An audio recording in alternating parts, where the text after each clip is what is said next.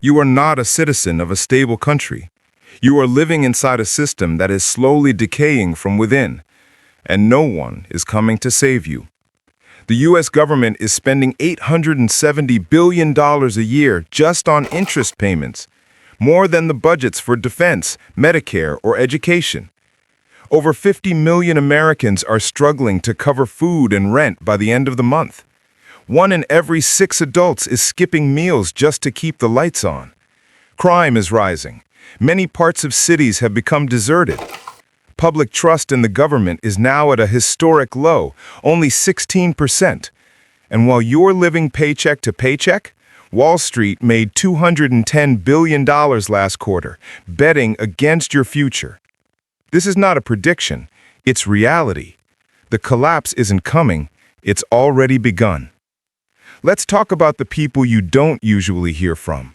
The ones who look middle class but spend their days at food pantries, quietly drowning in debt, sometimes canceling dental appointments. This isn't just poverty, it's shadow poverty, and it's silently exploding. Over 50 million Americans now fall under ALICE, asset limited, income constrained, employed. They work full-time, but are stuck in financial purgatory. They don't qualify for government aid, aren't unemployed, yet can't afford emergencies, childcare, or basic car repairs. According to United Way, 61% of U.S. households can't cover a $1,000 emergency without credit or loans. They're teachers, nurses, small business owners, the backbone of society, but they're breaking down. They don't show up in official poverty statistics because they earn slightly above the threshold. Their existence is invisible, yet painfully real. Personal bankruptcies are up 18% year over year. Medical debt remains the top cause, even after reforms. And the most shocking part? These people are being taxed the hardest. Through sales tax, property tax, insurance premiums, and inflation combined, they lose a higher share per capita than the top 1%. The IRS revealed that 60% of audits now target lower-income filers through algorithmic profiling. The system isn't just broken, it's weaponized. Shadow poverty doesn't make headlines, it doesn't riot or create policy waves, but it's slowly consuming the nation from within. A population overworked, underprotected, and forgotten by both political parties. When the middle class becomes a secret underclass, collapse isn't a forecast, it's a daily reality. The American dream hasn't just faded, it was never real for some people. If you want to measure a nation's decline, don't look at its military. Look at its pipes, bridges, grids, and sewers. America is slowly rotting from within. 43% of U.S. roads are now in poor or mediocre condition. The American Society of Civil Engineers reports that over 46,000 bridges are structurally deficient, yet 78 million people cross them daily. Some bridges date back to the Eisenhower era, the 1950s, and haven't been updated since. 1 in 5 water systems has lead contamination. More than 2 million people live without basic indoor plumbing. This isn't a third world statistic. It's a collapse-level failure in the richest country on Earth. In 2024 alone, over 160 major power outages occurred due to an outdated grid that can't withstand extreme heat waves, winter storms, or cyber attacks. The American energy grid has earned a D+ rating. In parts of the South and Midwest, summer blackouts are now routine. Yet federal infrastructure spending, once a bipartisan priority, has been buried under political brinksmanship and defense bloat. We spend $886 billion a year on the military, yet can't stop rainwater from leaking through our airports. Every week, a train derails, another overpass cracks, another boil water advisory is issued. Congress keeps throwing Band-Aid fixes at these failures while other nations surge ahead. China has built 100 new airports in a decade, while Amtrak trains still run at 1970 speeds. This isn't just about convenience, it's a strategic vulnerability. Empires don't only fall when they're attacked, They fall when they can no longer maintain their own infrastructure. Infrastructure is the nervous system of a functioning state. Ours is being severed, and the decay is spreading fast. No one wants to admit it openly, but American healthcare is already in collapse. Not with a sudden bang, but through copays, long wait lists, and closed doors, a quiet spread of suffering. The average American spends $13,000 a year on healthcare, the highest in the world. Yet life expectancy has fallen to 76.4 years, placing the U.S. behind 47 other countries, including Cuba, Slovenia, and Lebanon. Over 112 million Americans are in medical debt. That's 1 in every 3 citizens. Meanwhile, employer-based insurance premiums rose 7% in 2024, the largest annual increase since the Affordable Care Act passed. But coverage is actually shrinking. The average deductible is now $1,363 per person, meaning you pay over $1,000 before your insurance covers anything. And if you're uninsured, luck isn't on your side. A broken leg can cost $17,000. One night in the ER, at least $6,000. The system doesn't reward care, it profits from delay. The physician shortage is critical. By 2030, the U.S. will be short about 124,000 doctors, especially in rural areas where many counties are now medical deserts. The mental health system is in ruins. Over 60% of counties have 0 psychiatric beds. You can get a Big Mac in 5 minutes, but wait 5 months to see a therapist. The healthcare industry has become a debt collection agency with prescription pads. Big Pharma raised prices on 1,216 drugs in 2025. Insulin, cancer treatments, asthma inhalers. These aren't luxuries, they're necessities. This isn't a healthcare system, it's a survival lottery. And if the system fails in peacetime, imagine what happens in crisis, pandemic, blackout, supply chain hiccup, monthly medical chaos. Collapse isn't theoretical, it's your next doctor's appointment. The same picture plays out in education. Once the envy of the world, it's now hemorrhaging funding, performance, safety, and trust. NAEP 2024 reading and math scores are the lowest in 3 decades. 13-year-olds perform worse than their 1990s counterparts. Chronic absenteeism has doubled since the pandemic. In large districts like New York and Los Angeles, 30% of students are affected. Public school enrollment is down by 1.2 million. Many didn't switch to private schools. They disappeared into homelessness, crime, or the dropout pipeline. Teachers are fleeing. Over 300,000 public educators quit last year, citing violence, burnout, and poverty wages. In 28 states, teachers qualify for food stamps. Imagine children trying to learn while their teachers can't afford groceries. College tuition has risen 37% since 2010. Student debt has surpassed $1.77 trillion. And what do graduates get? Unpaid internships and entry-level jobs demanding 5 years of experience. Critical thinking has been replaced by standardized testing. Political infighting has turned school boards into war zones. Books are banned, history rewritten, and funding siphoned into administrative bloat. America is raising a generation fluent in TikTok, but functionally illiterate in civics, finance, or fact-checking. Education collapse doesn't happen overnight. It begins when knowledge becomes optional, teachers become disposable, and diplomas become debt. A nation that forgets how to learn forgets how to lead. When learning dies, democracy doesn't lag. It collapses. Many imagine collapse with tanks and chaos in the streets. But in 2025, collapse looks like your frozen phone, your empty bank account, your surgery postponed during a hospital blackout. America's next collapse is digital. The U.S. now faces an average of 2,200 cyber attacks per day, and the number keeps rising. In the first half of 2025, ransomware incidents increased by 38%. Everything from Texas school districts to California water utilities has been paralyzed. One attack shut down 70% of East Coast gas stations within hours. Another compromised millions of health records, forcing surgeries nationwide to be postponed. These aren't basement hackers. They're state-backed actors from China, Russia, Iran, testing America's digital reflex. We're failing.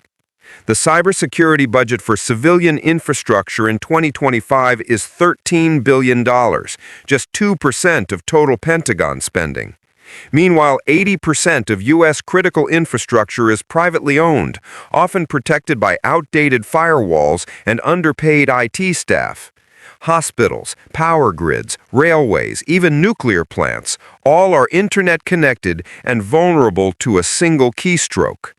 The FBI reports $12.5 billion in cybercrime losses in 2024, double that of 2020. Most alarming, insurance companies are backing away, canceling cyber attack policies or tripling premiums. This isn't just a tech crisis, it's a full-spectrum collapse. The lights won't go out from bombs, but from corrupted firmware. Our grid is blinking red. Collapse isn't only what you see, it's what you feel and what you stop believing in. In 2025, America's final currency, trust, is broken. According to Pew Research Center, only 16% of Americans trust the federal government, the lowest in U.S. history. Media trust stands at 11%, the Supreme Court at 24%, Congress at 7%. Even neighborly trust has collapsed. Over half of Americans say they don't feel safe in their own communities. This isn't just cultural fatigue, it's a mass psychological breakdown. Social cohesion is disappearing. The marriage rate is the lowest ever. Church attendance has dropped 62% since 2000. Local election turnout hovers at 20%. Gun ownership has surpassed 400 million, more than the number of citizens. The nation is armed not against threats, but against itself. Loneliness is now a public health crisis, affecting 58% of adults. Depression, anxiety, and suicide rates are at generational highs. 1 in 3 teenage girls report serious suicidal thoughts. And why wouldn't they despair? Their inheritance is a country that no longer believes in itself. No future, no leadership, no unity. Only screens, pills, and survivalism. The family unit, the final line of resilience, is fracturing. Divorce rates are rising, birth rates falling. Millions of grandparents are raising grandchildren because parents can't afford to. A nation doesn't fall when GDP drops. It falls when its people stop believing it can rise again. Trust isn't optional, it's structural. In America, trust is already in ruins. All that remains is paranoia, despair, and silence when no one believes anymore. If you want to see how empires fall, don't look at their armies, look at their currency. The dollar was once more than just money. It was power, faith, and a symbol of global obedience. But that power is slowly eroding, and very few Americans are aware of it. In 2001, 71% of global reserves were held in U.S. dollars.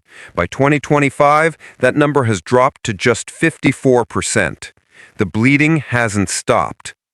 BRICS Plus, Brazil, Russia, India, China, South Africa, Egypt, and others are now openly trading oil, metals, and technology in non-dollar currencies.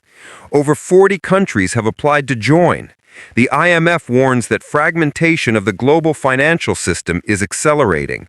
The dollar is losing its throne. Once 90% of international trade was conducted in dollars. Now China settles over 50% of its foreign trade in yuan, and Russia conducts all oil transactions outside the dollar. U.S. treasuries, once considered the world's safest asset, are being dumped. Japan, China, and Saudi Arabia combined have reduced their holdings by $400 billion in just 18 months. Why are they cutting back? Because America is drowning in $37.7 trillion of debt. The Fed is printing to survive. The Treasury is borrowing to stay afloat. This is a slow-motion default. Inflation doesn't just spread domestically, it seeps through every exported dollar. When the dollar weakens, every nation that holds it weakens too. And when they let go, imports skyrocket, interest rates explode, and superpower status becomes nothing more than a nostalgic fairy tale. This isn't a currency dip, it's a monetary mutiny. Once global trust in the dollar dies, there's no second chance. Collapse becomes irreversible. A nation falls when law becomes performance, and today America's courtrooms have turned into theaters of chaos. In 2025, law and order are no longer about justice, they're about politics, spectacle, and power. Violent crime is surging in key urban centers. Even as sanitized federal statistics tell a different story. In Washington, D.C., homicides are up 35% year over year. In Chicago, carjackings have tripled since 2019. Mass retail theft caused $112 billion in losses last year. But collapse isn't only about what's happening, it's also about what's not. The prosecution rate for major crimes is dropping nationwide. In Los Angeles, 70% of theft cases are dismissed without trial. In Portland, entire police units have been disbanded due to budget crises and staff shortages. In San Francisco, over 40% of felony drug arrests are never charged. Ordinary people are watching this and have stopped trusting the system. Confidence in the justice system is just 17%, a record low. Minorities and working-class Americans suffer the most from legal disenfranchisement. The civil courts aren't faring any better. Eviction cases are flooding in after the moratorium. 7.6 million renters are behind on payments. Courts are clogged. Justice is either slow or for sale. Private arbitration is exploding, where corporations win 97% of the time. Meanwhile, the prison industrial complex continues its silent harvest. 2.1 million Americans are incarcerated, many in for-profit prisons operating on quotas. The U.S. has 4% of the world's population, but 20% of its prisoners. This isn't law, it's legalized decay. And when people stop believing in justice, they stop obeying it. From gated elites to abandoned blocks, America has split into two nations, the prosecuted and the untouchable. When law breaks down, reform doesn't come, retribution does. You can't collapse a country that's already in pieces. America in 2025 is no longer one nation under God. It's 50 echo chambers stitched together by shared contempt. Red versus blue has turned darker, a soft civil war. According to Pew, 67% of Americans believe the country is on the brink of civil conflict, not disagreement, not dysfunction, violence. This is no longer abstract. Over 100 anti-government militias are active within U.S. borders with online recruitment surging. Local law enforcement in 13 states has reported infiltration by extremist sympathizers. Political violence is escalating. Pipe bombs mailed to officials, armed standoffs at state capitals, death threats to school boards. The signal is clear. We're not debating, we're preparing. State secession movements are no longer fringe. Texas, Florida, California, and Oregon all have active proposals to split or break away. Some lawmakers support them. Governors are suing the federal government over vaccine mandates, environmental regulations, and immigration. Federal agencies are ignoring state laws. The system has fractured. In 2025, Congress passed only 42 bills, the lowest in modern history. Most legislation dies in deadlock or ends through executive orders, bypassing democracy. The judicial branch has become a partisan battleground. Legitimacy has been torn to shreds. When a nation can't agree on its laws, its facts, or its identity, collapse isn't coming. It's already here.